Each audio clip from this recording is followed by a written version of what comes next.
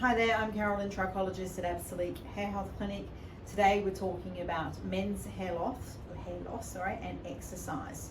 So I'm not talking about just exercise, because exercise is obviously good for us, but what I have been seeing is when we've got extreme exercise, and I'm seeing it in the athletes, and it's contributing to what we call physical hair loss and early onset pattern hair thinning.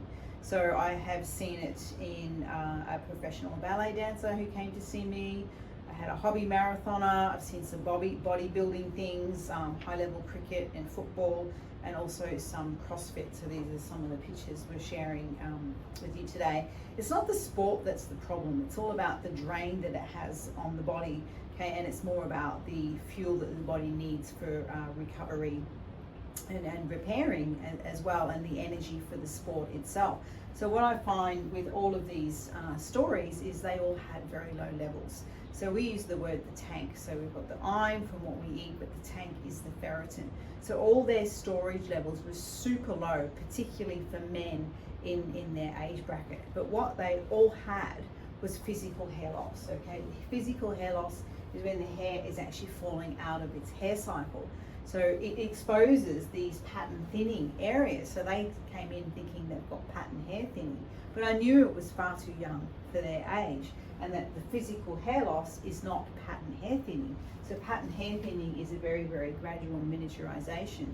So when you've got low levels in your tank, because your body isn't getting enough for the exercise, it's causing this nutritional low and deficiency type of diffuse hair loss or telogen effluvium, which then exposes the pattern hair thinning. So the good news here is we can help, okay? But the first thing you've got to do is identify the low. So you've got to look in at your health at least once a year. So the common things that we found here was, again, low ferritin. They all had low B12.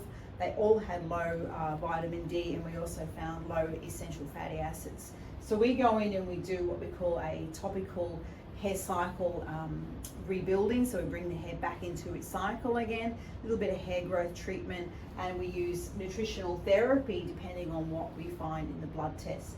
All of these results are only 4 months apart, so it's quite amazing what a difference you can achieve when you actually start to address the underlying causes. So we're not saying that the exercise is bad, but we're saying if you're doing those types of exercises and they're consistent, and you're actually waiting for your body to recover from lactic acid and things like that, check your levels, okay? Check your tank, make sure everything is okay. So we want sufficiency for health to support hair growth. So the hair loss is the sign, okay? Don't ignore the signs. If the hair is falling out, it's something in your body telling you that it's wrong, okay? So I'm a trichologist, help with hair loss, hair thinning, and scalp conditions. I'm based here in Brisbane, but I can help you anywhere in the world. All you need to do is email me, info@absolute.com.au.